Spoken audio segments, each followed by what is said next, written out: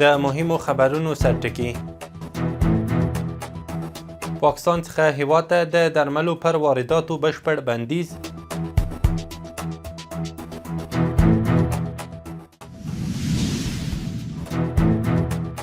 ایرانی چارواکو سره د قومونو او قبایلو چارو د وزیر خبرې.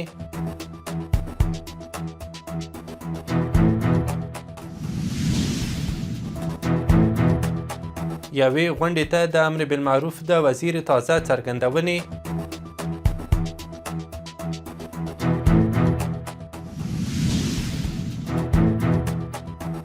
او د عمان او سوریې د بهرنیو چارو د وزیرانو ټلیفوني خبرې.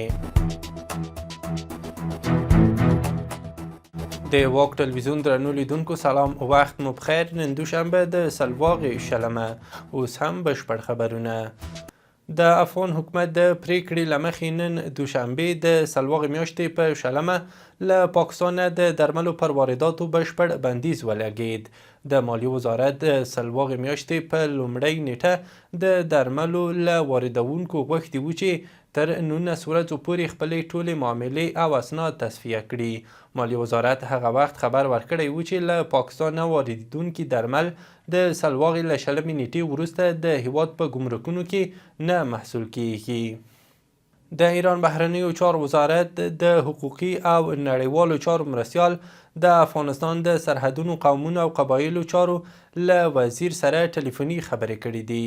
په دې خبرو کې د دواړو هیوادونو ترمنځ د سرحدي همکاریو پر دوام او پیاوړتیا خبرې شوې دي. کابل کې د ایران سفارت ویلي چې کاظم غریب آبادي او مولوي نورالله نوري دغو خبرو کې پولو کې دوه اړخیزې همکارۍ مثبتې ارزولې دي. همدارنګه دواړو لورو هوکړه کړې چې هر څه ژر د ګډې فني او حقوقي ناستې تعقیب شي. د دغه هوکړې له مخې د افغانستان او ایران د لوړپوړو چارواکو راتلونکې غونډه به راتلونکی کال د تهران په کوربه‌توب ترسره شي. بلخوا مشهد کې د افغانستان سرکونسل نور محمد متوکل د ایران د جنوبي خراسان ولایت له والي محمد رضا هاشمي او د دې ولایت د بهرنیو چارو وزارت د استازولۍ له رئیس افسانه ابراهیمي سره جلا لیدنې کړې دي. مشهد کې د افغانستان جنرال کونسلګري ویلي چې په دې لیدنو کې په جنوبي خراسان ولایت کې د میشتو افغان کډوالو د ستونزو تعقیب او د فراه او جنوبي خراسان ولایتونو ترمنځ د اقتصادي او سوداګریزې راکړې ورکړې د زیاتوالي په اړه خبرې کړې دي. د امر بالمعروف او نهی عن المنکر وزیر محمد خالد حنفي د کابل ښار د 15مې حوزې اړوند په اماراتو ښارګوټي کې د یوه جومات د بنسټ ایښودنې په مراسمو کې ویلي چې د ولس او حاکم نظام ترمنځ اړیکه لکه د پلار او اولاد وي. ښاغلي حنفي زیاته کړې چې اسلامي نظام مسؤلیت لري چې د اصولو په چوکاټ کې د ولس اړتیاوې پوره کړي او ولس مسؤل دی چې همدا اسلامي نظام ومني. هغه ټینګار کړی چې د وګړو پر مخ د هر وزارت دروازه پرانیستې ده. تاسې نیوکه کولی شئ او اسلامي نظام د هر وګړي حقونه د قرآن او شریعت او حنفي فقه پر بنسټ ورکول غواړي.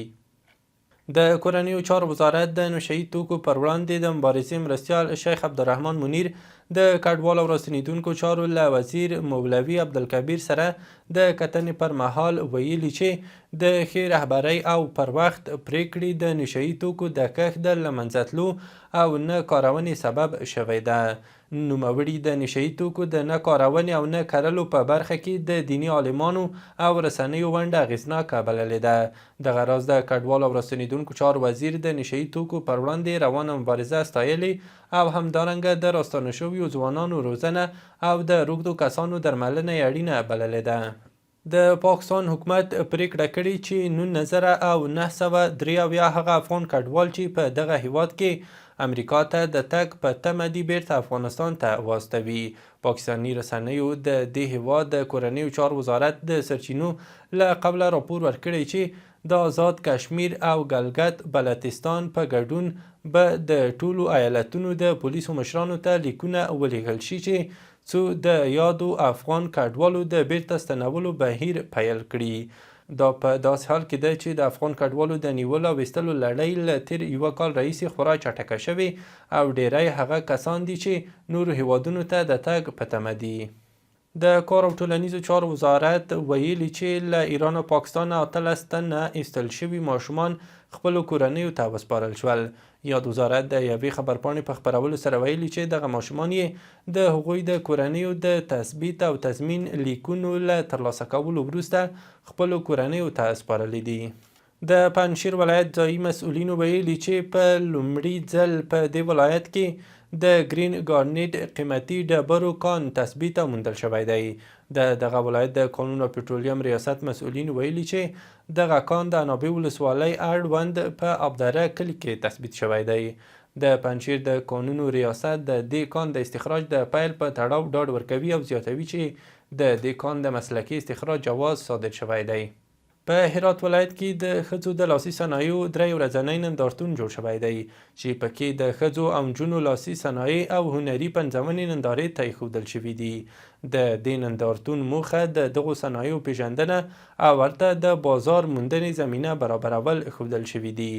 د نندارتون تنظیموونکي ویلي چې په دې نندارتون کې افغاني غالۍ، ګیلم، نمند، د میناتورۍ آثار، د رسامۍ تابلوګانې، سفالي توکي او لاسي او لیزري حکاکۍ نندارې ته وړاندې شوي دي.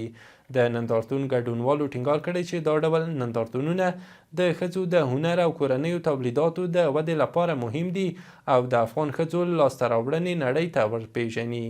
بلخوا د هرات ولایتي مسؤلینو ویلي چې تر دې مهاله 480 میلیونه او 188,000 افغانۍ د هرات خواف ریل پټلۍ د دویم فاز په میسیر کې د استملاکي ځمکو متضررینو ته ورکول شوي دي. د هرات ولایت مقام د رسنیو دفتر د خبرپاڼې له مخې د هرات خواف ریل پټلۍ د دویم فاز د 4مې برخې په میسیر کې د هرات ولایت د زندهجان، انجیل او ګذره ولسوالیو کې ټولټال 152 تنه متضررین پیژندل شوي او تثبیت شوي دي. یا د ادارې زیاته کړې چې د خسارې ورکولو لپاره 180 میلیونه افغانۍ ځانګړې شوي دي. د افغانستان بانک ویلي چې په هرات کې د 215 میلیونه او 246 زره افغانیو په ارزښت زاړه بانک نوټونه سوځولي دي.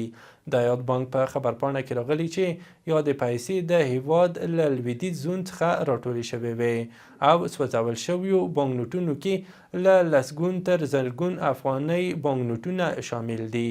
سرچینې ویلي چې یادې پیسې د ټاکل شوي پلاوي په شتون کې له کره شمېرنې وروسته سوځول شوي دي. د بهرني اسعارو په ځانګړي ډول د ډالر پر وړاندې د افغانۍ ارزښت د پام وړ لوړ شوی دی. د افغانستان بانک د اسعارو بیو د جدول له مخې نن یو امریکایي ډالر د کابل په بازارونو کې په 63 افغانۍ بدلیږي. د افغانستان بانک مسؤلینو تر دې مخکې ویلي چې د مناسبو پولي سیاستونو په عملي کولو سره توانیدلي د افغانیو ارزښت وساتي او د اسعارو په بازار کې د ناڅاپي بدلونونو مخه ونیسي. له هیواده بهر دا چې د روسیې د بهرنیو چارو وزیر سرګی لاروف له خپل عماني سیال بدر بن حمد الابو سعیدي سره په ټلیفوني خبرو کې په مسقط کې د ایران او امریکا ترمنځ د روانو مذاکراتو د وضعیت په اړه خبرې کړي دي.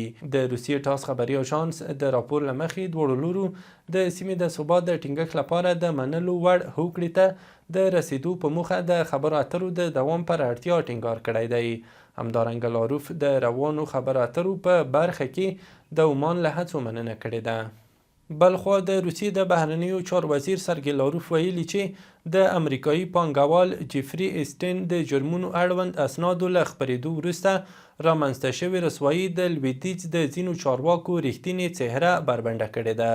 لاروف په یوه ټلویزیوني مرکه کې د اسناد د پټ اتحاد برخه بللې او زیاته کړې ده چې دا کړۍ نه یوازې لویدیځ اداره کوي بلکې غواړي نړۍ هم د خپلې خوښې له مخې سمبال کړي. نوموړي ټینګار کړی چې د دې رسوایۍ کچه ډیره جدي ده. جیفري اپسټین چې په 2019 کال کې په زندان کې مړ شو د کم عمره نجونو د جنسي استعمار په تور بدنام و او هغه قضیه لا هم د بېلابېلو څېړنو او د دعوو تر بهیر لاندې ده. د سوریې د بهرنیو چارو وزیر اسد حسن الشیبانی او د استخباراتو سازمان رئیس حسین السلامه پرون د سعودي عربستان پلازمینې ریاض ته رسیدلی دي.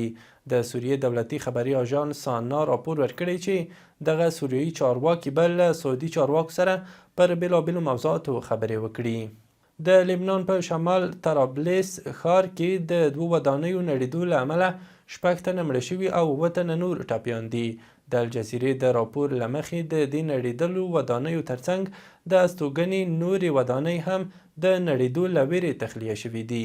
امنیتي مسؤلینو ویلي چې لا هم ښایي یو شمېر کسان تر خاورو لاندې وي. د لبنان ولسمشر جوزف عون د بیړنیو خدمتونو رسونکو ادارو ته د ژغورنې عملیاتو او مرستو رسولو په برخه کې د چمتووالي امر کړی دی. او وروستی خبر مو هم دا چې امریکایي میلیاردر ایلن ماسک ویلي چې د هغه شرکت خپل تمرکز له مریخ څخه سپوږمۍ ته اړولی او اوس د دې هڅه کوي چې د راتلونکو 10 کلونو په موده کې پر سپوږمۍ یو ځان بسیا کیدونکی ښار جوړ کړي. نوموړي پر خپله ایکس پاڼه لیکلي چې د سپوږمۍ پر مخ د ښار جوړولو طرحه له تخنیکي او لوژیستیکي پلوه د مریخ په پرتله چټک عملي کیدای شي، ځکه د سپوږمۍ سفرونه له هر 10 ورځې شوني دي. حال دا چې مریخ ته یوازې هغه مهال سفر کیدای شي چې دواړه سیارې هر 26 میاشتې وروسته په مناسب مدار کې سره برابرې شي. د ماسک په خبره سپوږمۍ ته سفر شاوخوا 2 ورځې وخت نیسي، په داسې حال کې چې مریخ ته د تګ موده نږدې 6 میاشتې ده.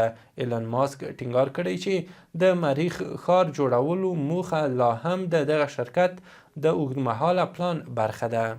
له ملتیا او لیدلو مو مننه. وروستي او مهم خبرونه مو هم دومره وو.